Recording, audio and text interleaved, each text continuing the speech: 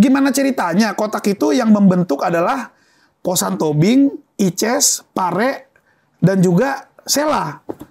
Tiba-tiba tahun yang terakhir ini, kotak pemiliknya adalah Tantri, Cua, dan Sela. Itu gimana ceritanya tuh? Pertikaian gue dengan mereka ini sudah cukup lama. 2 tahun nih, nggak selesai-selesai.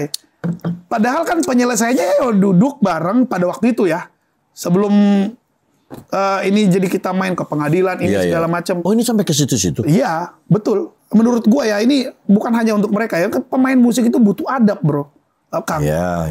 Harus beradab. Dari mana kita lahir, dari mana kita... Ya kalau itu kita harus punya adab loh. Gue cuma minta itu.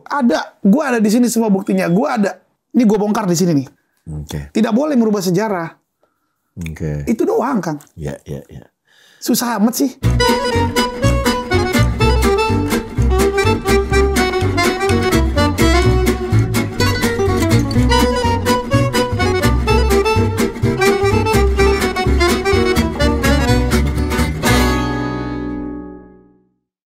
Halo, saya Ferdi Tahir di acara All You Can Hear bersama sahabat saya Posan Tobing. Oh, baru minum. Nggak boleh, harus stop dulu. Oke. Cheers aja, cheers dulu. Air putih ya, guys. Akhirnya, San. Iya, nggak pakai apa-apa ya. Langsung sama Posan Tobing. Mau minum banget. Iya, di Posan kita tuh selabel loh. Dulu kita selabel. Warner Musik ya? Warner. Kita di Warner. Dan gue inget waktu pas kita pernah tur, gue solo, kita tur ke Padang. Iya, inget gue. Kita satu bus. Pas gue nyanyi suara gue nggak ada, gue lagi. Tapi untungnya yang lain nyanyi. Ya, lu kan lagu-lagu lu udah karaoke massal semua orang. Jadi gue udah lama nih sama Posan. Cuman baru hari ini akhirnya finally setelah kita di aksi ya. Iya, dan gue merasakan duduk di sini nih. Alhamdulillah. Gue juga Posan datang. San, gimana kabar? Karena gue selalu gini, gue kapan ya dipanggil Kang Ferdi ya? Kapan? Gue gak ada nomor lu waktu itu. Gue pengen ngerasain duduk ada kursi tapi maunya duduk di sini gitu. Semua orang pengen duduk di sini gitu. Supaya perutnya kelihatan. Itu. Aman, kabar aman ya? Aman, puji Tuhan. Gila, gue seneng banget sama Bapak ini satu. Gak ada matinya, ada aja kerjaannya. Amin. Lu tuh lagi gila kerjaan lu. Ya, masih sekitar musik. Iya, cuman maksudnya lu ada aja yang lu kerjain ya, dan lu nggak berhenti Pak. Iya. Dari tahun lalu gue liatin dari. Iya, gue tuh moto gue gini Kang, nggak tahu ya itu gue ya. Jadi gue harus berarti, gue harus berguna, gue harus mencetak sejarah untuk diri gue sendiri. Iya. That's the point. Berarti nggak bisa orang lain, harus lu sendiri. Harus untuk diri gue sendiri. Artinya kan perkara biasa ya, kalau mancing kan kadang dapat, kadang enggak gitu. Nah kita kan nggak tahu momentum mana yang dapat. Jadi ya gue lakukan aja setulus hati gue, seperti ayat gue nih. Kolose 3 ayat 23. Oh ya, apa tuh isinya? Kira-kira gini, lakukanlah pekerjaanmu seperti kau melakukan untuk Tuhan. Waduh. Jadi ya udah gue jalanin aja. Oh, luar biasa, Posan. Posan. Yes. Cerita dong Om. Ya. Jadi lu tuh awalnya nih lu Batak kan lu. Batak. Ini kita sama nih, kita Batak-Batak nih. Iya betul. Batak itu emang udah nyanyi harusnya dari kecil ya. Udah terbiasa. Udah terbiasa dengan gitar, nyanyi segala macam. Dan lu kenapa gak jadi penyanyi malah jadi pemain drum? Itu lu ini gitu tuh nih. Iya. Batak itu biasanya jadi penyanyi loh. Main drum itu gue kecemplung sebenarnya Kang. Oh, jadi nyanyi dong. Enggak juga. Ya pokoknya ya sekedar aja. Cuman dulu tuh waktu zaman gue SMP, gue tuh ngontrak kan, pindah-pindah kontrakan sampai akhirnya gue ada satu ngontrak itu di apa namanya di Gang Makmur namanya Cijantung. Oke, di daerah Cijantung. Ini sama keluarga nih? Sama keluarga, sama bapak mama. Lalu kebetulan dekat studio musik. Oh. Nah, di situ gue masih ingat itu, thank you buat Bang Redi, terus Luciano di situ kan, mereka tuh nongkrong. Dia kan anak bawang kan, pakai SMP. Oh, gitu. Anak kecil lah ya. Dari kejauhan gue liatin kapan ya gue nongkrong di sana gitu. Sampai akhirnya gue nongkrong di sana Kang. Dengan harapan gue bisa main gitar canggih-canggih seperti mereka. Oh, studio soalnya. Soalnya studio dan isinya pemain gitar semua. Oh. Dan jago-jago. Zaman itu kan kayaknya jago-jago banget gitu mereka. Bisa blues juga udah jago lah. Jago. Dan memang confirm jago-jago. Gitu. Jadi datanglah ke sana belajar gitar, baru diajarin kunci dasar, dah beliin rokok dong. Oh. Ini itu ada aja yang disuruh gitu. Jadi gue nggak jadi main musik, anak bawang gitu. Sampai akhirnya ini kalau kayak gini gue nggak pinter-pinter nih. Karena gue disuruh-suruh mulu gitu ya kan. Apalagi zaman-zaman dulu kan ya, nggak tahu lu kenal apa enggak tuh Sandi vokalis zaman bahala si Sandi almarhum tuh. Oh tahu. Ya, yang udah meninggal kan? Yang udah meninggal, benar. Jadi zaman dulu kan gitu kan, pada pakau mereka itu kan zaman dulu mereka. Iya. Jadi gue tuh anak bawang, gue tuh disuruh megangin. Iya. Gila lu SMP? Iya, suruh pegangin. Tapi orang mereka, pakau, lu megangin? Gue megangin gitu, pegangin. Terus habis itu, tapi gue selalu diingetin, lu jangan gitu. Tapi gue suruh pegangin. Anak bawang. Berarti lu ngeliat dong dia nyuntik. Lo gue dokterin, gue hafal. Caranya gue hafal semua. Hafal. Gila kalau bokap lu tuh ditabok. Wah, bukan ditabok lagi. Gue hafal. Cara dia nyuntiknya gitu, gue hafal. Iya, kalau dia udah pasin, baru dia mainin sendiri. Tapi gue yang ngepasin. Dicucodul gitu ya? Iya. Lu untung lu nggak kena ya? Nah itu di situ gue terlatih. Artinya, oh Tuhan ternyata ini bukan tujuan gue nih. Gue pengen bermusik gitu. Iya. Nah, karena pada jago-jago banget main gitar. Kembali lagi ke gue bilang main drum kecelakaan tadi. Emang dasar Batak ya, banyak taktik ya. Banyak taktik. Batak itu banyak taktik. Yang positif ya. Yang positif. Nah, gue bilang nggak bisa nih, gue harus main drum. Karena gitar jago-jago. Jago-jago. Gimana ngejar? Jadi gimana caranya mereka ini antri main sama gue, gitu. Ya kan? Karena kalau waktu itu kan di studio tuh gue sebagai penonton. Iya. Nah, gimana caranya lu nyariin gue semua loh. Oke. Akhirnya gue belajar drum. Di situ tapi belajarnya. Nah, jadi guru drum gue pertama itu ya pemain gitar. Namanya Bang Reddy Rudiana, pemilik studio. Diajarin gue cara. Karena lu gak punya drum di rumah kan? Boro-boro kan. Iya. Diajarin beat bosas. Iya, semuanya. Sampai akhirnya gue diajak ke satu sekolah musik. Di situ gue kenal sama Sandi Pasben. Oh, Sandi. Jadi serius lah gue main drum. Jadi sebenarnya setelah itu diajaklah gue main drum sama mereka semua. Main klasik rock. Bener jadi kejadian. Iya. Main klasik rock, main apa pokoknya selalu udah posan aja main drum, posan gitu. Akhirnya gue jadi pemain drum. Jadi lu bukan sekolah musik awalnya? Enggak, awalnya enggak. Iya, awalnya bukan sekolah musik. Enggak. Jadi karena diajarin orang aja. Karena diajarin orang. Memperdalamnya baru lu sekolah. Baru gue sekolah. Dan si Bang Reddy ini yang bawa gue ke sekolah musik itu. Wah. Jadi beliau banyak banget jasanya buat gue. Masih ada? Masih. Sekarang jadi kepala sekolah. Mantap, Om. Iya kayak gitu. Itulah cerita gue. Tapi jadi pemain drum gede. Jadi bangga juga sih. Pasti dia. Iya. Amin. Nah terusan. Lu jadilah pemain band. Pastilah lu banyak manggung, banyak bikin band, banyak apa, banyak itu ceritanya. Band si Kotak ini, apakah ini band profesional lu pertama, ataukah sebelumnya juga lu udah rekaman? Nah, gini. Tahun 99, awal-awal tahun 99 tuh, gue udah banyak bantuin band-band ngetop, Kang. Penyanyi solo ngetop. Lu jadi session player? Session drummer recording. Iya, session player. Iya, session drum recording. Mungkin gini ya, waktu kan gue masih muda banget ya. Jadi SMA lu nggak? SMA. SMA. SMA sampai ke 2003 gue masih ngisi-ngisi rekaman-rekaman, main-main klasik rock. Gitu. Siapa aja yang main? Oh banyak, Kang. banyak. Iya, banyak banget. Sampai yang tua-tua banget juga banyak. Gitu. Tapi dibayar? Dibayar. Mungkin ya gue banyak itu mungkin karena gue anak muda dan ya jadi murah ya mungkin. Tahu gitu gue dulu lu. Ya tapi kan buat gue pada waktu itu bukan cuman uang. Orientasinya gue adalah gila gue ngisi dia loh. Gue ngisi ini loh gitu. Itu duit itu buat gue pakai les lagi. Gue pakai buat les drum. Iya. Waktu itu kan sama Sandi. Sama Sandi juga gue dulu sering banget. Lesnya 3 bulan, bayarnya sebulan doang. Ya Sandi kalau Sandi tahu tuh kandang monyet. Ya itu. Jadi kalau punya band profesional bener-bener ngebandnya ya Kotak lah. Di tahun bukan 2000. Lu udah bikin belum ya? Bikin yang di gereja itu bukan? Oh, itu band rohani.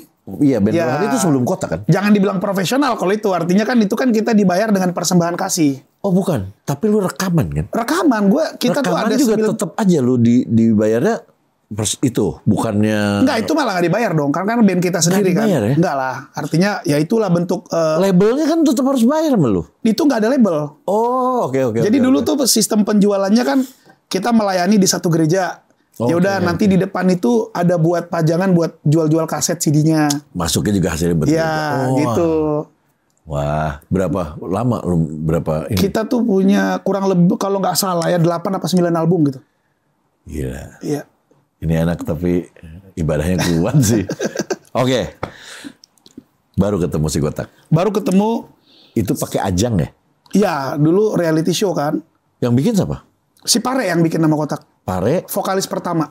Oh, vokalisnya bukan si Tantri. Enggak, dia mah rekrutmen. Oh, jadi ini Pare yang awal nih. Lagi gue benerin dulu. Oke. Si Pare itu vokalis pertama. Jadi si Tantri itu rekrutmen. Jadi yang diambil lah. Ya, dia begitu Pare dulu cabut, dia masuk, kita ajak, itu gua juga sih yang dulu minta dia ikutan untuk menggantikan posisi Pare biar bisa manggung lagi nih Kotak gitu. Tapi pas di Ajang berarti Pare. Iya Pare. Oh. Yang kasih nama Kotak itu kan jadi gini, dulu tuh kan gini, gua bikin 4 nama, si Sela bikin 4 nama, si Ices bikin 4 nama, si Pare bikin 4 nama. Nah, kita berempat itu sepakat, oke, namanya yang dipunya Pare aja nih, Kotak. Kotak itu. Karena filosofinya pas. Ada berempat. Ya, Kotak itu kan 4 sisi. 4 sisi. Dan 4 sisi ini membentuk garis kerjasama jadi berbentuk kotak. Gitu, menjadi satu kesatuan. Taknya ada Batak kan. Nah. Oke. Iya. Jadilah si Kotak gitu. Jadilah si Kotak. Waktu itu Ajang ini sangat membantu gak? Maksudnya setelah lu menang gak? Menang juara 1. Juara 1. Iya. Ini bener-bener hadiahnya bener sesuai. Lu dapat apa waktu itu? Dulu tuh kita hadiahnya itu rekaman. Terus kita Album. Oke. Terus habis itu kita pergi ke Australia untuk ke Studio 301 dan itu ya digenapi sama Gramedia juga itu waktu itu. Gramedia Group, High Music Record. Lalu kita juga tur konser. Semenjak itu barulah mulai banyak permintaan-permintaan. Oke. Nah, setelah itu manajemen juga sendiri, udah bukan Enggak, manajemennya si TV apa namanya? Ya, TV kalau nggak salah. Ya? Bukan, High Music Record itu. High Iwan. Music Management, ya. Oke. Selesai nih. Album kedua baru kita pindah. Album gue udah pindah.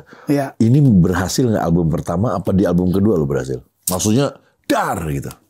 Kategorinya berhasil sih. Yang pertama berhasil? Berhasil. Karena kan kalau dulu kan patokan berhasil kan banyak konser. Banyak tour. Oke. Ya, kita banyak tour. Kalau CD, masih ada CD apa enggak waktu itu? Masih ada CD. Masih ada CD. Masih ada CD. Itu gue juga mau pertanyakan tuh ke Mas Iwan. Tolong penjualan CD itu berapa banyak? Gue belum tahu. Oh, lu nggak tahu pastinya ya. situ. Nanti aku mau tanya ke Mas Iwan. Oh, Iwan Ya. Hai Mas ya? Iwan Hai. Oke. Ya. CD ya? CD terjual berapa lu nggak tahu? Belum tahu. Oke. Masa pastinya persisnya gitu. Pada saat itu udah musim RBT juga? Era mau pindah. Oh belum, tapi baru mau pindah ya? Belum. Pada saat, Ya. Oke. Karena kan kita belum nggak tahu ya. Kalau dulu kan kita seneng-seneng aja kan. Ya. Ya, Apalagi baru berapa- pertama tanda tangan aja. Iya, berapanya nggak tahu. Terus kayak perpindahan antara kayak Kotak kan dulu kan di High Music Record. Terus pindah ke Warner Music. Itu bagaimana pindahnya? Dealnya seperti apa kan gue juga nggak, kita Oh nggak bukan tahu. kalian ya? Bukan kalian ada yang ngurusin? Ya itu antar label pada saat Iya, itu iya. pimpinannya di High Music Record itu Mas Iwan. Oh oke. Jadi tahu persisnya belum ngerti. Jadi pada waktu itu tuh Mas Iwan di High Music Record, terus Pak Yusak di Warner Music. Oh, Nah Yusak. itu ngobrolnya seperti apa kan kita nggak tahu-taunya kita pindah aja gitu. Oke. Gitu. Ya itu yang nanti lu mau selesai. Iya mau cari tahu. Mau gue cari tahu juga sih Oke. itu seperti apa dulu gitu. Album kedua meledak lagi. Lebih meledak. Yang lagu apa ya? Dulu tuh ada lagu tik tik tik Tahu. waktu berdetik. Iya. Ya kamu tak tahu. Iya. Gitu. Itu udah meledak lah. Itu meledak. Konsep lu bikin lagu gimana? Jamming. Oh, jamming. Zaman dulu kan masih jadi gitu bukan ya. store-storean lagu ya, jamming. Store-storean lagu juga ada. Ada juga. Yang jamming juga ada. Kalau dulu kan kayak Bang Pai selain ada kita store lagu ke label, Bang Pai tuh senang dia jamming dengan anak bandnya yang lagi dia produce. Langsung ya. Jadi ya, natural naturalnya si band ini dapat jadinya gitu. Bang Pai kan hobi tuh. Ayo coba kita bikin lagu yuk jamming gitu. Elemen tuh hasil dia. Ya, jadilah lagu-lagu itu jamming tadi. Oh, oke. Gitu. Oh, berarti kalau dibilang ciptaan banyak kan ya? Banyak keroyokan tuh. Keroyokan ya? Yes. Berarti bagi semua tuh ya? Gua juga belum tahu persis tuh pembagiannya gimana. Oke. Ya. Harus ditanya juga. Ditanya juga. Ya. Banyak yang harus ditanya. Banyak yang harus ditanya. Ya. Tapi nggak apa-apa kan kita jadi tahu jelas. Iya dong. Oke. Iya. Setelah itu berapa album lu di Kotak? Gua di Kotak sampai album 1, 2. ciptaan gua sama Mas Dudi Katamsi itu ada Cinta jangan pernah kau coba pergi karena di sini ku butuh kamu. Album berapa ya? Album ketiga, Kotak ketiga. Berarti lu 3 album di Kotak. 3 album. Di Kotak 3 album. Itulah yang paling meledak-meledak gitu. Iya, gue tahu. Ini di sini nama Kotak meledak banget 3 kali. Banget. Karena dulu ada bilang 3 album meledak, lu jadi gede. Oh, ada iya, pula kan? gitu. Iya, benar. Lu 3 album harus meledak Udah terus pasti nih. paten lu. Kalau cuma 1 doang lu pasti one hit wonder. Bisa jadi lu kebetulan. Kalau 3 album meledak semua berarti lu jadi band gede. Kan gitu kan. Benar. Nah, lu berhasil waktu itu. Berhasil. Jadilah si Kotak jadi di deretan band besar pada saat itu. Pada saat itu. Oke. Gue cabut. Nah, ini yang gue mau tanya. Kenapa lu cabut? Lu kan bayangin tadinya ngontrak. Lu pengen jadi itu, pengen jadi, ya kan? Iya. Lu dapat satu yang lu pengen dan lu berhasil. Iya. Dan ini membuat lu jadi banyak duit. Betul. Jadi gue tuh resign. Iya, kenapa? Gue tuh resign dari Kotak itu, gue resign sebagai performer ya. Bukan sebagai pemilik nama Kotak. Sebagai performer gue resign. Nah, Tapi secara di manajemen ibaratnya lah ya. Iya, gue resign sebagai performer. Nah, itu gue cabut itu karena banyak hal ya. Yang pertama, gue sudah tidak sejahtera lagi, sudah tidak menemukan lagi arti ngeband di sana. Kenapa? Karena pada waktu itu visi misi kita itu ngeband tuh begini gini gitu. Terus tiba-tiba pas semua sudah terjadi dan dapat semuanya, kok berubah ya dari visi itu, versi gue ya. Kok berubah gitu. Dan akhirnya ya ada juga ternyata ketidakbaikan ketika kita menyimpan sendiri. Unek-unek sendiri ya. Kayak kok gini ya gitu. Nah, itu ternyata membuat suatu ledakan yang luar biasa. Itu pakai ribut nggak sih sebenarnya? Ribut. Gue sama Sheila itu mau berantem. Oh, jadi akhirnya meledaknya lu jadi ribut. Iya. Jadi gue tuh sudah kepingin mengundurkan diri sebagai performer di Kotak itu sudah 3 kali. 3 kali itu maksudnya gimana? 3 kali ke Pak Yusak. Ke Babe. Pak, gue mau keluar. Janganlah, katanya. Yang kedua, Pak, gue mau keluar. Janganlah. Jadi udah ribut dong berarti. Iya, emang dasar Pak Yusak itu orang bisnis ya. Gue mau keluar, Pak, tetapi gue bikin band. Baru boleh. Baru ya udah nggak apa-apa. Band gue juga di label ini. Oh ya udah nggak apa-apa. Akhirnya makanya ada The Winner. Jadi The Winner itu adalah band tuker guling gue. Oh, supaya lu bisa keluar. Supaya gue bisa resign dari band itu. Terus ada rumors lagi. Lu tuh waktu pas lagi manggung-manggungnya pernah dalam keadaan lu lagi ribut sama salah satu anggota, siapa gue nggak tahu. Sela. Oh, sama Sela lu ribut? Sama Sela. Katanya tapi manggung-manggung. Lo manggung. Aneh gue. Itu antik sih. Gimana ceritanya? Tahu itu ya. Kalau lagu kedua apa kan gitu nanya-nanya. Kalau inget itu lucu sih. Kalau kalau kembali lagi ya gini. Kalau inget yang kayak gitu-gitunya tuh kalau sekarang ya di umur yang 42 tahun ini kayak lucu juga dulu ya gitu. Kalau bikin album itu gue habis take drum gue cabut. Dia take gitar. Pokoknya Bang Pai lah kipernya, Bang Pai jurinya. Bener-bener. Tapi jadi itu album gitu. Jadi ya. Begitu lagi. Nah, begitu jadi album, ya kan ini kan butuh latihan. Nah, latihan ini kan di dalam studio. Iya. Gue butuh Mas Eri tuh. Mas Eri abangnya Manji. Mas Ei. Oh iya. Nah, itu kan manajernya. Jadi kalau jadi kan misalkan gue mainnya gak bener, nanti si Sela tuh bilang, kayaknya drumnya gini-gini deh, tapi gak ke gue. Gak ke lu. Ke satu ruangan. Iya, ke Mas Eri gitu. Terus gue juga sama. Mas, kayaknya gitarnya gak gitu. Tapi dia dengar gitu. Nah, itu dulu kayak anak kecil ya. Iya. Nah, itu dulu kayak umur gitu. berapa sih itu dulu? 20-an kali ya? Ya 20. Iya 20-an lah ya. 2011 soalnya kan. Ya 20 something. Ya, belum ya 26. Jadi ada orang di sini 24. Gitarnya kayak gitu.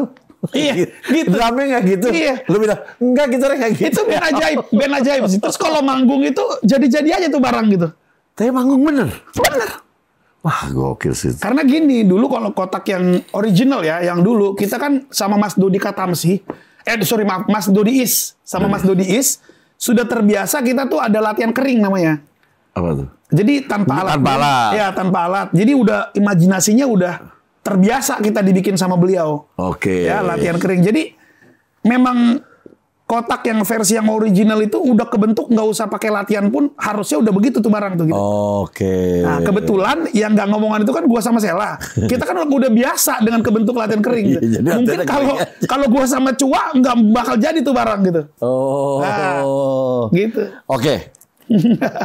Di album keberapa? Jadi di album pertama udah langsung tantri ya? Album pertama enggak dong, si Pare. Pare itu ya? Pare itu album kompilasi, lalu album pertama. Oh, jadi album kedua tantri baru masuk? Iya, jadi Pare itu yang aku terus bertahan, ku coba untuk itu lupa dia, tuh. Ya? Baru habis itu hilang ragaku melayang, itu boom juga tuh. Nah, Oke. Jadi di album pertama juga udah booming. Iya. Oke, ini selesai nih. Akhirnya lu mengundurkan diri karena lu mau resign. Iya. Lu bikin Winner. Tuker guling tadi.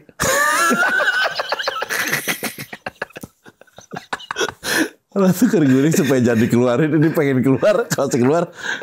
Oh, ada band lagi? Boleh. Itu kocak tuh. Tapi kan gue nggak mungkin orangnya. Dan gue tipe yang kayak gini, Kang. Gue tuh suka proses. Dan memang di kotak itu pun gue sudah merasa nggak punya tantangan. Oh, oke. Buat gue ya, buat kotak itu udah band keren ya. Iya. Ya karena kan gue juga ikut bentuk di sana. Iya. Pasti kita waktu bikin itu apa bahasa Excited. nawaitunya pasti udah ya. begini nih gitu. Nah, itu udah dapat tuh. Nah, ketika bikin The Winner tuh gue punya tantangan baru, punya challenge baru. Jadi gue tidak pernah berpikir yang lain-lain selain mau bikin, gue pengen bikin aja gitu. Cuman berarti lu waktu pas masih kotak lu udah mulai ngebentuk The Winner. Udah. Jadi gue pernah 2 tahun punya 2 band, Kotak sama The Winner. Tapi belum rekaman aja. The Winner udah tour juga. Tapi belum rekaman. Sudah tour, udah rekaman. Oh, lu belum keluar ini udah rekaman di Udah Koahen juga. manggung juga, iya. Jadi tapi gini apa namanya? Ketika si Kotak ada show, gue harus milihnya Kotak. Oh, Tapi Kotak lagi istirahat, nah disitulah The Winner. Oke. Bahkan pernah 1 panggung, berdua juga pernah. Abis Winner Kotak atau abis Kotak Winner gitu? Iya kayak gitu. Tapi gue udah. Jadi lu mah tetap aja di situ. Nggak. Tapi itu gue udah nggak ikutan lagi di sana. Oh, oke. Manggung bareng di salah Dan itu Winner meledak juga kan? Puji Tuhan, lagu Pusing tuh meledak tuh. Karena gue ngedenger Kesaktianmu. gue bisa tahu nama Winner kan biasa kan berarti booming waktu saat Iya. itu. Amin pada waktu itu sih. Gue Oke, inget, jalan. gue masih inget 2010 pada saat itu gue bikin Rocker Kasarung tuh udah The Winner. Udah ada The Winner ya. Jago-jago tuh katanya. Gue juga gitu dulu. Gila Rocker Kasarung mantep-mantep tuh yang main gitu sama. Gitu, Pas nonton, kok ada jenaka-jenakanya gitu. ada jenaka. Ria jenaka. Iya kan ada lirik-lirik yang nyeleneh-nyeleneh gitu. Lucu juga nih. Nah terus akhirnya di situ lu berjalan dengan Winner dan akhirnya lu selesai dengan Kotak. Ya, selesai tidak baik-baik. Iya, gue tahu selesai dengan tidak baik-baik. Kenapa nggak mencoba untuk baik-baik? Gini. Maksudnya gini, kan gue udah nggak di situ, tapi kan ibaratnya, yuk gimana yuk? Ya itu waktu itu apa lu nggak kepikiran? Nggak gini. Waktu itu tuh waktu kita gua dan juga si Sela itu kita tuh selesai tidak baik-baik memang, bener-bener tidak baik-baik. Dan terakhir juga kan si Tantri kan juga lebih ke sana, jadi tidak di tengah dia gitu ya. Tidak dulu tidak memihak, sekarang lebih memihak.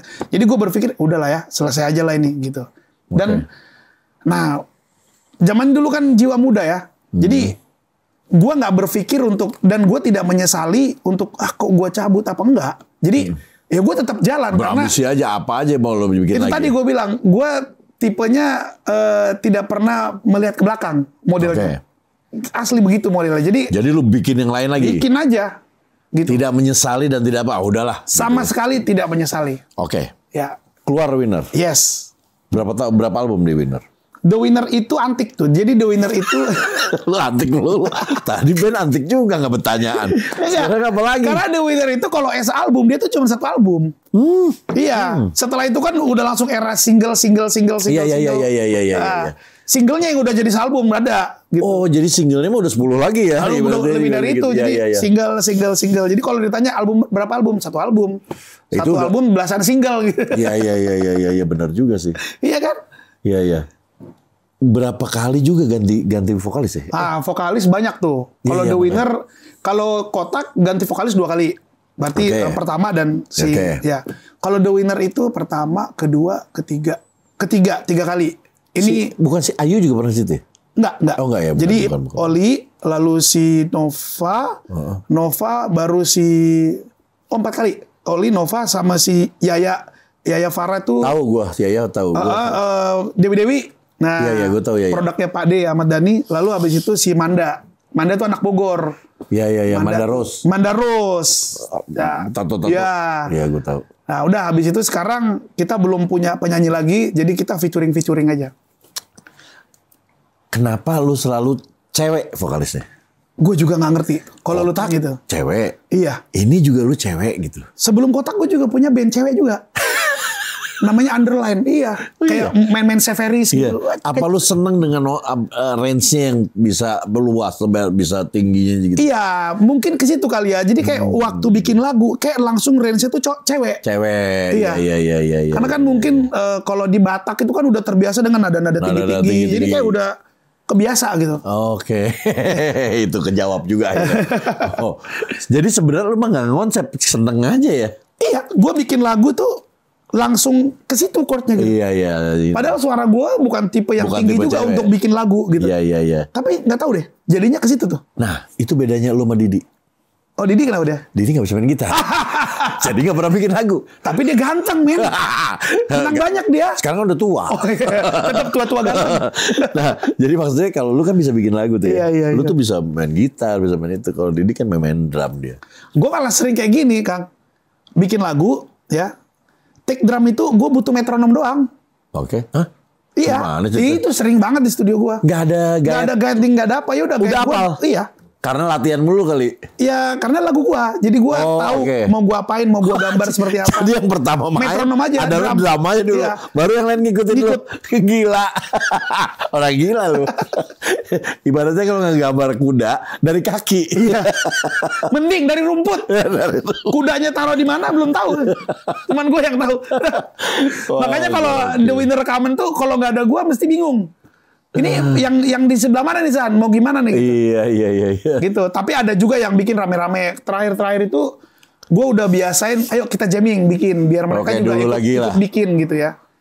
Tapi memang udah terbiasa dengan begitu gue open chord gitu ya, buka langsung kayak range-nya langsung perempuan. Langsung cewek ya? Iya. Oke. Lu nih akhirnya Winner jalan dan masih sampai sekarang ya. Amin. Lu itu gue lihat lu tuh banyak, nggak tahu usahanya kayaknya banyak mulu. Lu usaha apa aja sih, men? Lu waktu dulu ya di Bogor kan kita sama-sama pernah, gue di Bogor, gue pernah ngedenger Posan punya studio di sini, studio rekaman. Emang orang Bogor ya? Padahal lu bukan Bogor dong. Bukan. Lu bikin juga gitu. Iya. Itu lu bikin usaha memang banyak apa gimana?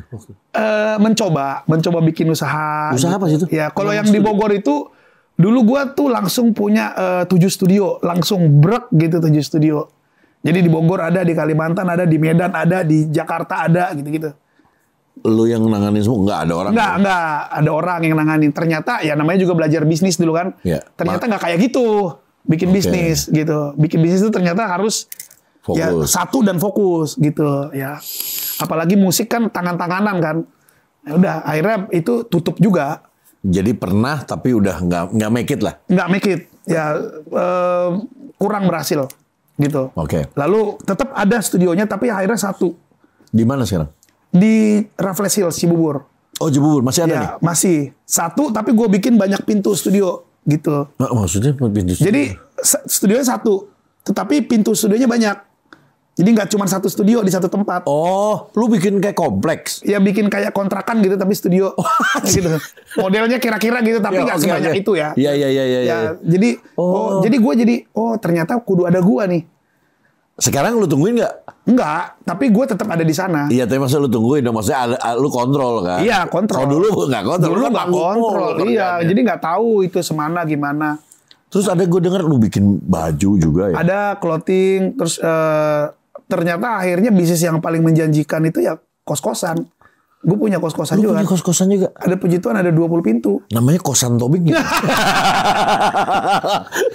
Namanya Kos Putri Arum. Nah, Kos Putri Arum di mana? Di Jogja. Jauh-jauh lagi. Gila, lu bapak kos juga. Bapak kos, Ben. Kos Putri lagi. Itu bagus. Bagus prospeknya. Gue punya 20 pintu. 20 pintu. Iya, ini lagi dibangun ke atas 1 lantai lagi biar dapat 10 pintu lagi. Gila, oke. Lu kayak orang Betawi lu. Buat sekolah anak. Oh, betul. Oke. Ya. Lu punya itu juga. Ya. Itu juga punya si sama clothing juga. Banyak tuh, Bang Pai juga punya tuh. Bang Pai banyak banget. Pai? Iya, gue gara-gara Bang Pai tuh. Wah, Bang Pai bikin kos-kosan berarti menarik nih gitu. Akhirnya gue bikin juga Bang Pai. Gara-gara lihat beliau. Seru juga. Bang Pai itu bapak kos juga. Wah, bapak kos. Banyak banget kos-kosannya. Aku juga bikin. Oke, lu kos-kosan juga. Terus apa lagi? Lu pernah bisnis apa lagi, Ben? Selain macam-macam sih. Macam-macam kalau bisnis yang nggak di ini. Rumah makan pernah juga? Pernah, restoran. Namanya Kirapoti, Kimi Raja Posantia. Oh. Nama gua istri sama anak. Ya. Sama itu tangan-tanganan ya. Akhirnya, itu masakan Batak? Enggak, masakan nasional. Oh, nasional. Normal, biasa. Terus kayak kopi-kopian gitu. Oh, gitu. Ternyata kayak gitu musim-musiman. Ya, dan tangan-tanganan. Tangan-tanganan. Jadi rame kalau ada gua di situ. Iya. Kalau nggak ada gua, repot. Jaguar lu jadinya. Jago warung. Jadinya ini Kang, lebih besar pasak daripada tiang. Iya. Kalau gua di sana kan nggak mungkin gua nagih ke teman-teman. Ya kan? Banyak yang gratis ya. Santai. Sama kayak dulu studio gitu juga tuh. Nongkrong, latihan. Pas bayar, ya pulang aja gitu satu-satu. Ya nggak tahu yang mana yang bayar. Oke. Akhirnya di sini, lu kemarin ini sempat, gue udah taunya lu pengusaha lah. Amin. Oh, karena gue dengar banyak gitu. Terus tiba-tiba kan lu keluar tuh dengan, ya biasalah, ada konflik dengan Kotak pada saat itu. Itu selesai dengan baik-baik nggak akhirnya? Sampai detik ini belum baik-baik menurut gua. Tetapi gua sudah memaafkan mereka sih. Dari good segi dong. Ya good, dari segi apa perasaan gua no hard feeling udah. Tetapi banyak hal-hal yang harus diselesaikan. Itu harus diselesaikan dulu. Oh, teknisnya lah ya. Teknisnya karena tapi kan secara hati lu udahlah. Iya dong. Udah temen juga. Ya kan Tuhan juga ngajarin lebih baik nggak punya musuh kan daripada punya musuh. Jadi gua berpikir yang penting selesaikan aja dulu yang perlu harus diselesaikan. Berarti udah pernah ketemu bareng lagi, ngobrol lagi udah dong? Menurut gue itu juga nggak sah ya waktu itu. Karena waktu itu, nah ini gue cerita nih. Pada waktu gue ribut-ribut kemarin itu, Mas Iwan, nah lagi-lagi Mas Iwan nih. Mas Iwan ini bilang, San ketemuan yuk. Nah terus dia bikin, San mau nggak lu ketemu sama teman-teman Kotak? Artinya Tantri, Ices sama... Tantri, Cua sama Sela. Maksudnya gimana? Gue bilang, iya ketemu aja biar semua obrolannya bagus. Dia bilang, oh ya, tapi gue punya syarat. Syarat pertama, mereka harus mengakui kalau mereka melakukan hal yang salah. Gue kan orangnya straight bro. Yeah. Kalau nggak kayak gitu nggak boleh. Gitu. Pokoknya kalau benar harus fight. Katakan benar dan fight. Kalau salah, ya salah. Gue orang paling takut kalau salah. Gue langsung minta maaf atau apapun gitu. Nah, gue bilang sama Mas Iwan, ada beberapa syarat. Syarat pertama, mereka harus mengakui kalau itu adalah hal yang salah. Yang kedua, mereka harus memastikan yang kemarin diselesaikan urusannya. Baru yang berikutnya, kalau mereka mau menggunakan nama itu lagi atau lagu-lagu itu lagi, mereka harus kita duduk bareng. Seperti apa maunya? Jelas semuanya. Oke, mereka udah oke itu nanti ketemuan dibicarakan. Ya udah, kita ketemu. Oke, terus duduk gini, sama lagi mejanya bulat gini. Di salah satu hotel gitu, ditemuin sama Mas Iwan, jadi gua ketemu. Nih baru duduk nih, udah ngobrol ketawa-tawa nih. Aman, ketawa-ketawa. Ya, gua ngomong dong, ini ketawanya udah kelamaan basa-basi banget gitu. Gua kan nggak suka yang gitu-gituan. Yuk kita mulai yuk di media masing-masing aja, di handphone masing-masing yuk. Kita satu frame ngomong gitu. Tantri menjawab, nggak sekarang kali, nggak perlu gitu. Ya gue pulang lah, buat apa lagi? Oke. Jadi apa? Orang syarat yang pertama dan gratis saja nggak mau kok. Jadi gue harus apa? Temu kangen aja waktu itu. Iya, nggak kangen juga sih sebenarnya, cuma kan, ya kan, ketemu disiasati jatuhnya menurut gue, patut diduga. Jadi ya kayak gitu. Jadi ya udahlah. Oh berarti belum ya? Belum, cuman framingannya di luar kita udah ketemu, seakan-akan gue yang tambeng gitu, kayak udah ketemu masih aja lo gitu. Nggak gitu sebenarnya. Oh, oke, jadi belum ada sebenarnya ya? Nggak ada. Ya udah ketemu, tetapi satupun syarat yang gue minta 3 syarat itu tidak ada yang terpenuhi. Termasuk yang paling gratis. Yang tadi gue bilang. Ya tadi kita ngobrol, duduk bareng. Kita harus sharing di media masing-masing. Bahwa mereka melakukan satu kesalahan. Dan memang salah kan. Gitu. Nah, pas ngomong begitu kan mereka jawabannya, nggak perlu kali ya, nggak sekarang. Gitu. Tantri yang ngomong. Oke, berarti masih belum ada titik sampai terus sekarang berarti. Kalau itu nggak perlu, ya apalagi yang mau duduk bareng pura-pura ketawa tadi, ya kan? Ya berarti kan tidak ketemu satu titik penyelesaian. Tapi kan kata lu tadi lu udah maafin. Maafin, tapi kan ada hal yang harus diselesaikan. Oh, oke. Kalau ini mah, bro, serius, gua nggak ada, wah gua gimana, enggak. Asli nggak ada. Dan istri gua juga sudah bilang nggak perlu pak. Bokap nyokap juga, mertua juga bilang janganlah nak. Ya memang tidak perlu, apalagi Kimi Raja nanti besar dia lihat kan, ya ngapain kita punya musuh gitu. Tapi kan harus ada yang harus diselesaikan. Pertikaian gua dengan mereka ini sudah cukup lama. Iya dong, lama. Berapa lama sih? Lama loh men, ini sebenarnya kan lama banget. Tetapi kan yang di media aja udah 2 tahun nih. Urusan ini nggak selesai-selesai. Gila 2 tahun ya? 2 tahun. Berasa ya? 2 tahun nih nggak selesai-selesai. Padahal kan penyelesaiannya ya duduk bareng pada waktu itu ya. Sebelum ini jadi kita main ke pengadilan ini segala macam. Oh ini sampai ke situ-situ? Iya, betul. Sampai ke situ-situ. Wow. Gitu. Sampai jauh lah gitu. Dan apa ya? Menurut gua ya ini bukan hanya untuk mereka ya. Pemain musik itu butuh adab, bro. Kang. Iya. Harus beradab. Dari mana kita lahir, dari mana kita... Ya kalau itu kita harus punya adab loh. Gue cuma minta itu. Maksudnya gimana ceritanya kotak itu yang membentuk adalah Posan Tobing, Ices, Pare, dan juga Sela.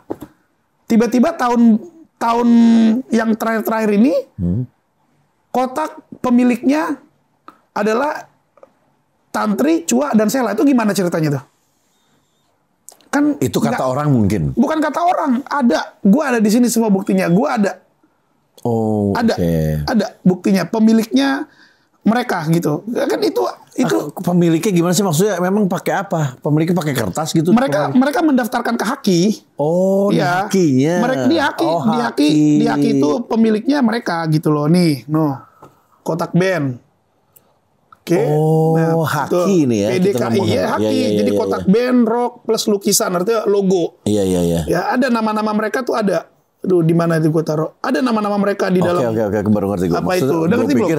Ini punya gue loh, enggak, mereka mendaftarkan ke Haki. Ya, berarti lu tidak dilibatkan. Pada tanggal berapa tuh? Nih, 2014. Oke. Nah, Desember. Kan nyebelin ya. Itu yang bentuk. Ya lu kesel gitu ya. Ya 2004 itu band dibentuk bukan Tantri dan Cua. Tantri dan Cua itu rekrutmen. Apa bedanya Tantri dan Cua edisional? Kan dia edisional untuk memperbantukan kotak biar tetap berjalan tuh perusahaan. Ibaratnya kayak gitu. Iya, tetapi ini kok di dalam nama band itu di Haki kok jadi pemiliknya mereka gitu. Tanpa kita sebagai orang yang asli mengetahui. Oke, ngerti. Oh, konfliknya ke situ ya jatuhnya jadinya ya. Ya nyebelin kan. Jadi bukan tentang uang kan. Oke, ngerti. Gua nggak mau sejarah itu hilang. Nggak gampang kan bikin band segede itu zaman itu. Itu salah satu hasil dari karya gue juga. Tapi gue ngeliat lu waktu itu ya 2 tahun lalu ya, yang kita baru lu kan meledak-meledak tuh. Ya kan, wah gue bilang ini Batak gila juga nih, bilang gitu kan. Tapi lu kesini malah nggak ada gitu-gitu juga, lu diam ya udah sekarang. Gue pikir udah selesai. Karena gini, enggak ada selesai sama sekali. Memang pengacaraku bilang, Dr. Minola, nggak usah terlalu berisik banget di media sosial terkait masalah ini karena nanti orang atau netizen akan beranggap lu tuh salah, padahal lu bener. Ya setelah gue pikir-pikir, pengacara gue bener juga, Pak Dr. Minola. Iya juga ya.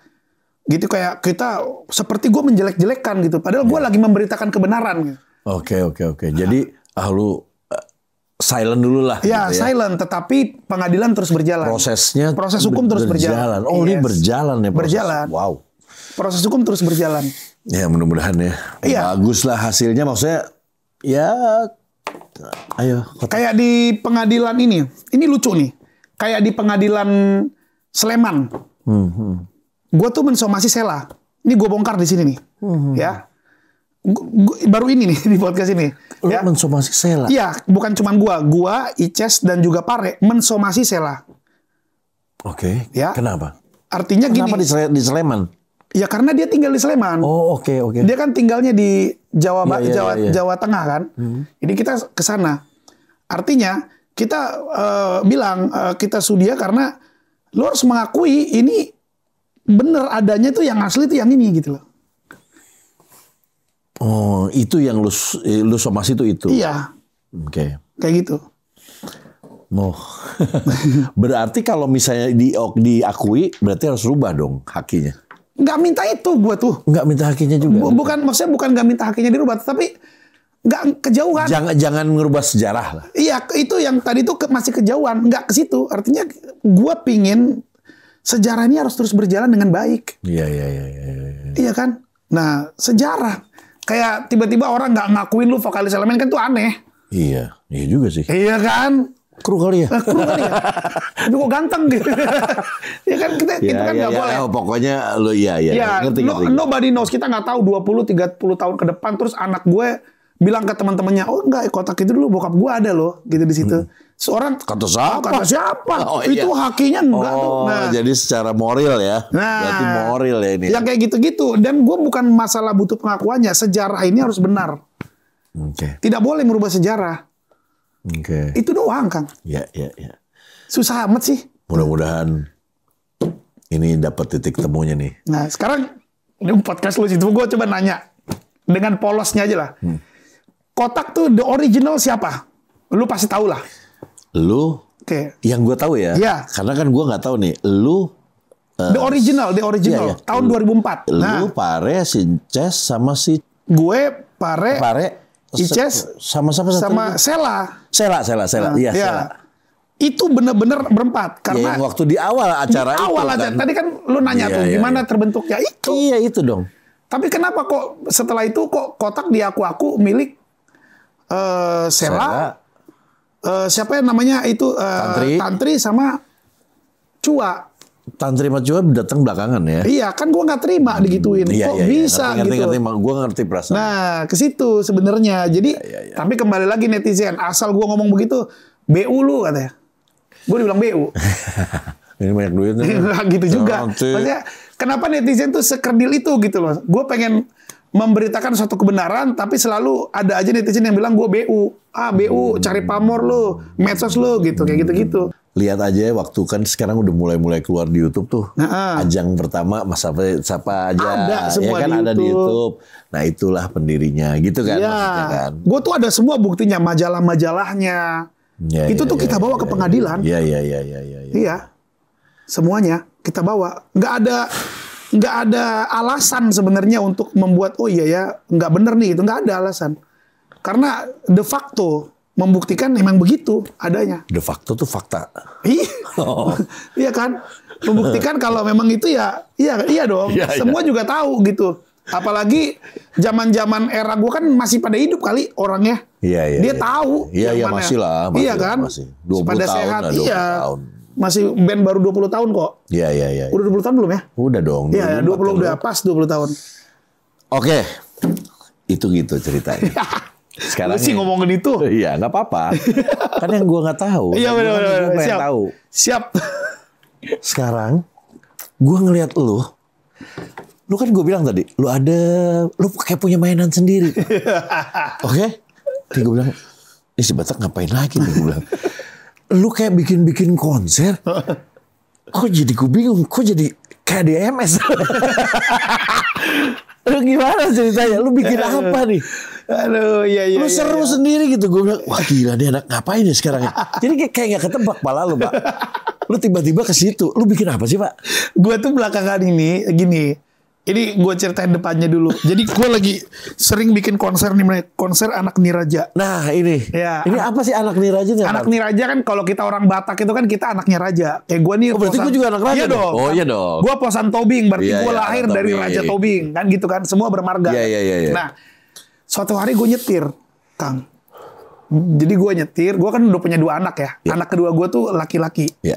Namanya Raja. Oh namanya Raja. Ya. Oke. Albi Raja namanya. Satu Kimi nomor pertama. Kimi. Lagi nyetir, dia digendong sama bokap gue nih di samping. Gue lagi nyetir. Gue iseng aja gitu ngomong, Pak, menurut Bapak apa yang kurang dari pencapaianku ini ya? Gitu sambil nyetir nih. Iya. Tahu nggak bokap gue bilang apa? Menurut Bapak kau masih segini. Udah berdarah-darah nih. Iya, capek kali udah selama ini kan. Segini kan. Kenapa gitu, Pak? Enggak. Bapak tuh pasti bangga kali kalau kau bikin sesuatu juga untuk Batak. Oh iya, nah, pasti gitu. begitu. Ya, oh gitu ya. Gua kan kalau sama bokap gua kalau dia ngomong gua ke-challenge dong. Ketantang gua. Ya udah, Pak, gua bikin konser ya. Gua bilang gitu kan. Tapi Pak, apa namanya ya? Sambil nyetir nih, sambil menyetir mau ke tempat makan. Anak gua nyeletuk yang nomor 2. Anak raja aja, Pak, namanya gitu. Oh, pengen pakai nama dia. Pengen pakai nama dia. Dia dengan polosnya pengen pakai nama dia. Ternyata kalau ada penambahan itu lebih gawat lagi nama itu gitu. Jadi kalau anak raja tuh kurang pas. Kata bokap gua, yang benar itu anak niraja gitu. Jadi anak niraja. Akhirnya jadilah nama konser itu konser anak niraja. Yang artinya anak-anak raja. Iya, orang Batak semua itu anaknya raja. Anak-anak raja, artinya itu kan. Anak raja. Nah, oh gitu ya Pak artinya ya. Gue bilang kan, ya udah langsung gue bikin last minute. Nggak bikin apa nih? Bikin konser. Gue langsung bikin PT, bikin urusan untuk promotor. Lu belum punya? Gue nggak punya pengalaman itu sebelumnya? Gue nggak punya pengalaman di situ. Lu langsung mau bikin? Langsung gue bikin. Dan works berhasil, sold out. Ya gila. Nggak gini Kang, kita memang nggak punya pengalaman di situ, tapi kan kita lihat pada waktu konser-konser kan, oh kerjanya begini ya. Iya, gitu kalau ya. itu tahu lah. Ketebak kan? Iya, oke. Ketebak. Tapi kan untuk dudunya di lapangan kan lu belum pernah kan? Belum pernah. Itu pertama kali. Pertama kali, first time. Ya, dan berhasil. Yang gue lihat tuh ada kayak ada orkestranya. Lu kayak orkestra, lu yang bikin. Iya, sama tim lah. Tentunya sama tim. Jadi gue ngebayanginnya gini, kalau penyajiannya band-band aja gitu, ya di Batak itu kan udah banyak yang begitu. Tapi kalau penyajiannya orkestra, mungkin ini satu tontonan yang nggak terlalu sering ditonton kan. Iya. Ya, jadi semua dibatakin malu. Jadi maksudnya ornamen, pakaian Batak. Batak. Jadi penyanyi juga Batak. Batak dengan pakai songket. Berarti gue juga bisa nyanyi. Bisa banget. Serius. Iya. Serius nih Kang. Wah. Catat ya. Konser besok. Iya dong. Oke. Iya. Anak niraja lu bikin konsernya berarti indoor dong kalau udah pakai orkestra. Iyalah, indoor dengan sound system puluhan ribu watt dengan lighting. Nah, berarti lu ini serius nih bikinnya lu. Serius. Gokil. Terus abis itu berhasil nih Kang. Konser anak niraja yang tahun lalu kan. Nah, jadi kayak tertantang pengen bikin lagi. Jadi ini akhirnya menjadi acara tahunan orkestra. Lu jadi udah IP lu nih? Udah IP. Udah didaftarin belum? Udah. Oh, ntar ada yang daftar. Udah. Kayak gitu. Pengalaman. Jangan sampai kejadian. Lu kapan lagi bikin lagi tahun ini? Bikin tahun ini tanggal 7 Juni. Udah 7 Juni. Di mana? Di Bekasi Convention Center. Bekasi Convention Center. Kalau jadi mungkin gue nyanyi. Jadi harus Batak nih. Ini lagu Batak nih ya. Serius nih ya? Iya benar. Asik. Di tanggal 7 Juni. Benar 7 Juni. Di Bekasi Convention Center. Bekasi Convention Center. Wah gila. Wah ini gue juga, bokap gue udah meninggal. Tapi kalau dengar pasti seneng dia. Senang di surga pasti. Iya makanya. Bokap gue nih sama aja kayak bokap dia. Gak pernah muji. Iya kan? Bokap gue gini. Pah. Mama nyokap gue. Ferdi udah dapat meledak nih albumnya. Ah, kebetulan dia. Gue bilang kapan bagus sih, gue bilang kebetulan. Aduh. Sama kalau bokap gue tuh kok dia nggak pernah muji. Kalau Batak kan kayak gitu kan, maksudnya keras, itu untuk ya. Jadi kalau ada sesuatu pencapaian yang bagus gitu, ya lumayan lah. Gitu aja, bagus lah itu. Gitu aja. Kau nyanyi itu kurang. Ya, kurang apa, Bang? Kurang vibra kau. Pengen dia, gitu gue bilang, waduh, repotnya. Tapi kalau sekarang Kang, industri musik Batak ya kan 2 tahun ini kan gue bener-bener terjun di situ. Bener-bener gue pelajarin mungkin sampai mungkin album-album nasional gue nih sampai keteter nih. Iya. Kayak The Winner-nya udah pada teriak, woi ayo single gitu. Makanya gue bilang kan tadi, kayak punya mainan sendiri nih. Padahal dia ada project lagi sama si Anji nih. Iya itu juga. Sama si Firza ya? Sama Firza. Ya, kita, bertiga nih, gue gak tahu dia apa lagi. Gas. Kalau itu udah ada yang ngurusin. Oh, udah ada. Gue tinggal main tuh. Okay. Udah manajemennya udah aman. Jadi gue 2 tahun itu benar-benar terjun Kang ke industri musik Batak. Jadi gimana sih? Yang nyanyi nanti lagu-lagunya Batak? Lagu-lagu Batak. Pakai orkestra? Pakai orkestra. Wah, ya? Mau ya? Dia gampang aja. Iya. Udah lagu apa lu bisa yang itu barang itu aja tuh. Iya. Gitu. Yang datang pakai songket-songket gitu. Iya, lu pakai pakaian layaknya Steven Tyler kayak apa kayak gitu, tapi ada ornamen songketnya. Iya, gitu. ngerti. Ya kayak gitu-gitu, keren kan? Seru. Oke. Seru, lu harus lihat. Maksudnya gini loh Kang. Gue tuh ngelihat kan industri musik Jawa itu kan. Iya. Kayak Jawa kan koplo dan Caknan. Iya, ada hero-nya gitu. Kayak kalau dulu kan Didi Kempot, almarhum, terus sekarang tuh udah ada Didi Caknan, ada ini itu. Nah, di Batak tuh ternyata seperti itu juga. Iya. Itu ada Osen Hutasoit, Munte, Gok Malau, Butar-butar. Iya, Dorman Rani, udah banyak Marsa Dabet, banyak banget gitu. Dan wah, ini sih memang harus gimana caranya kita bisa publish lagi dan ini tuh menasional gitu. Iya. Sampai gue pernah ngomong sama Papi John Fair. Oh, MNC. Iya, MNC. Papi, nyobain lah Batak masuk. Diiyain loh dia. Ya iyalah. Diiyain. Gue kasih unjuk nih Papi, lihat di kalau Batak tuh. Nyanyi karaoke masal loh. Dan akhirnya gue bawa tuh ke MNC TV musik-musik Batak itu. Nah setelah itu mulai lagi perkembangannya. Sekarang nih bukan karena gue juga sih ya. Mungkin industrinya juga lagi memang minta ke situ. Sekarang nih lagi banyak-banyaknya festival musik Batak. Iya. Tapi Batak itu keren kan. Itu tuh. United banget ya. Iya. Maksudnya persatuannya lumayan loh. Iya. Batak tuh ini banget kedaerahannya bagus. Iya betul. Bukan kita rasis juga ya. Tapi memang ya. Itulah cara satu kita masih sampai sekarang masih ada datang sejalan itu kalau itu juga. Iya, para datonnya masih oke, semua masih aman gitu. Dan gue ngerti bahasa Batak banget loh. Kalau gue kan enggak. Asli ya. Kalau gue benar-benar bokap ngomong Batak. Saya kan tinggalnya sama nyokap. Nyokap gue kan orang Bandung. Oh iya ya. Kalau gue bokap bahasa Batak. Lu tuh masih bisa ngomong Batak? Waktu sih ngomong bahasa Batak. Tuh. Itu bahasa Rusia. Iya benar. Wah, kalau sama bokap gue baru lu nyambung. Jadi gue tuh kayak boleh nggak dong ngedalemin gitu. Batak setengah gini. Ya nggak masalah. Tapi bener gue tagih loh Kang. Iya. Bener ya. Mantap ini. Itu seru Kang. Beneran lu akan ngelihat vibe-nya. Ini 30 lagu nanti. Ini on proses aransemen ini 30 lagu. Full orkestra semua. Itu lu lihat nanti karaoke massal semuanya. Oke. Jadi begitu lagu Batak itu terkenalnya gitu. Oke. Tapi para penciptanya semuanya masih miris. Oke. Masih miris. Nah, lu di sini sekarang. Penciptanya itu lu kasih privilege apa? Yang kan lu salah satu yang kita kan lu tahu dong, kita sekarang stand up buat para pencipta. Ini apa yang lu para pencipta lagu-lagu Batak nih. Ya. Jadi gua mintain mereka tanda tangannya untuk boleh dipakaikan di lagu itu. Jadi DL di direct licensing. Bayar. Gue bayar. Dan itu cuman buat itu aja atau buat digitalnya juga? Ya dua kontrak. Satu untuk digitalnya, satu untuk izinnya. Dan izinnya ini gue bikin jadi gini. Misalkan lu artisnya kan, itu tuh misalkan angkanya sekian gitu. Gue bilang, gue bagi dikit ya. Nanti biar disetor ke ngerti. para pencipta. Buat para pencipta. Ya. Jadi pencipta happy juga lah ya. Happy. Jadi isi kontrak ini sebenarnya lu yang yang bayar. Oh, oke. Gitu, si penyanyinya, si pemakai lagunya. Jadi sudah gue lakukan direct licensing. Ya, gitu, karena kadang-kadang gini ya. Jadi gua Posan itu kita pencipta lagu tapi kita performer juga. Yes. Jadi kadang-kadang nggak jadi masalah gitu.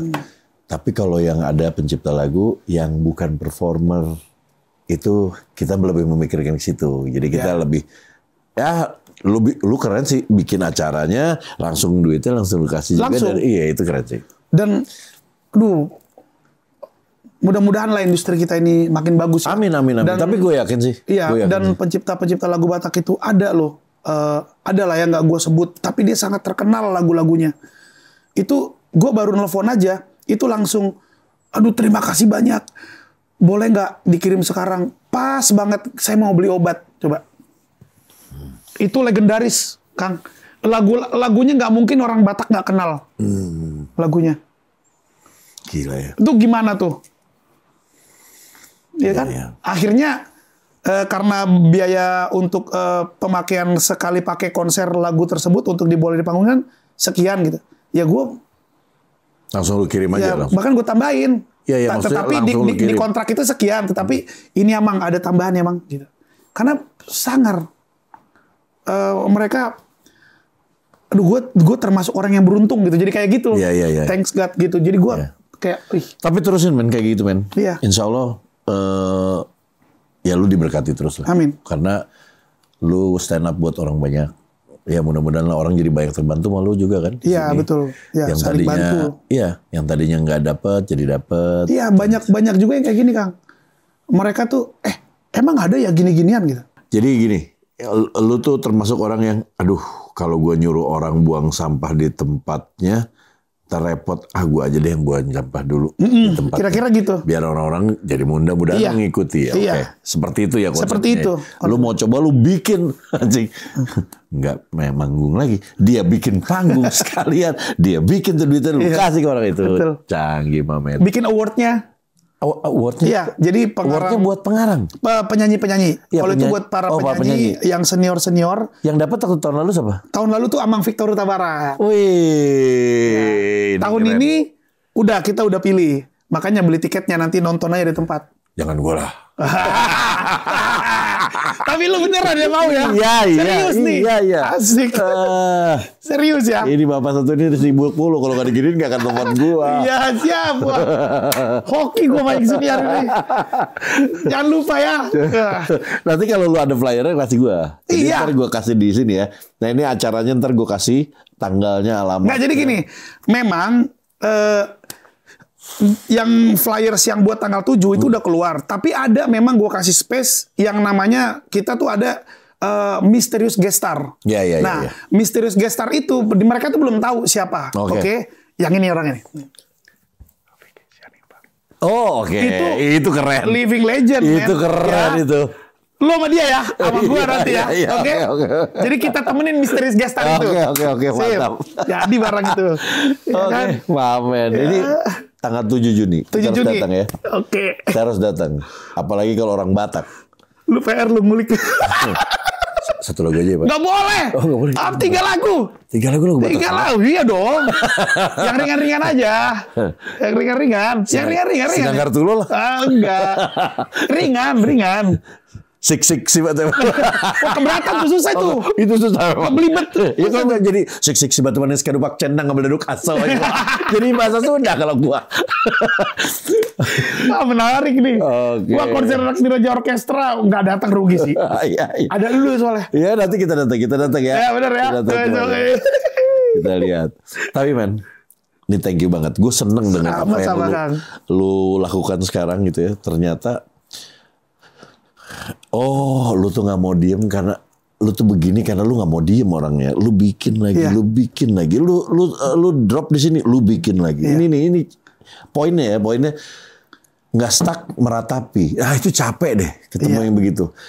Stuck di sini bikin lagi, stuck di sini bikin lagi, stuck di sini bikin lagi. Betul. Malah ada kerjaan-kerjaan. Nah ini yang banyak nih Gen Z, sorry, banyak yang kalau selalu pengennya dia yang nyaman. Lu mencoba hal-hal baru yang belum tentu nyaman buat lu ya.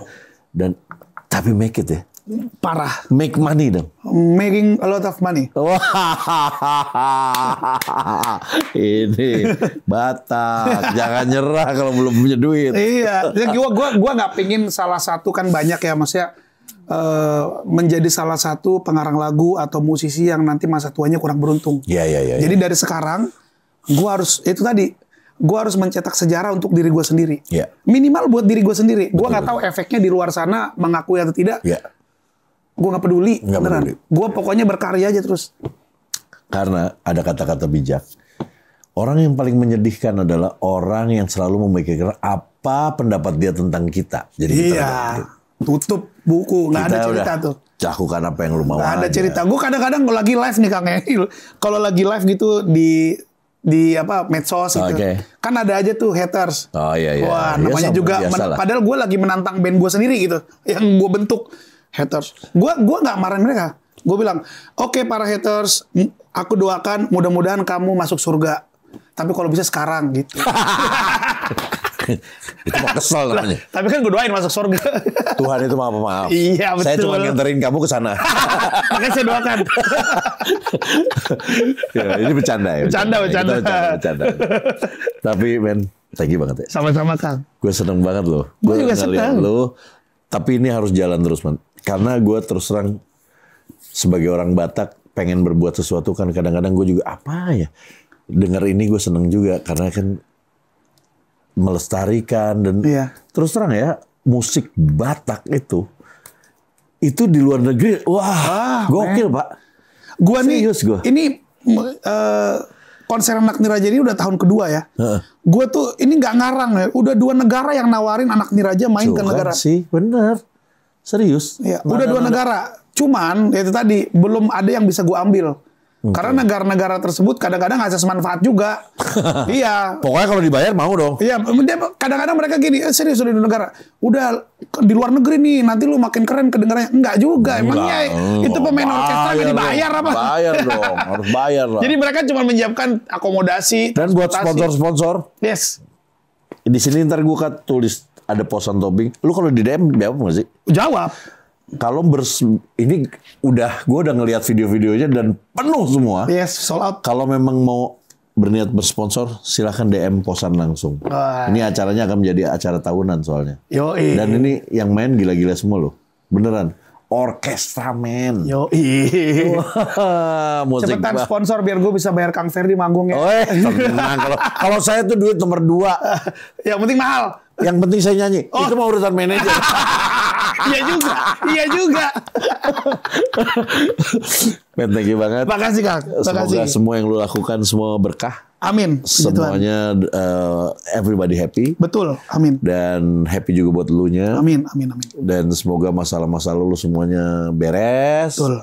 Apa yang lu cita-citakan semuanya juga tercapai. Amin. Dan salam buat keluarga. Kimi sama Raja. Sama ya, istri betul. juga. Sama istri, siap. Ya. Sebaliknya Kang. Sama-sama. Sebaliknya. Ya, amin. Buat kalian yang udah nonton sampai habis, ambil hikmahnya, ambil poinnya.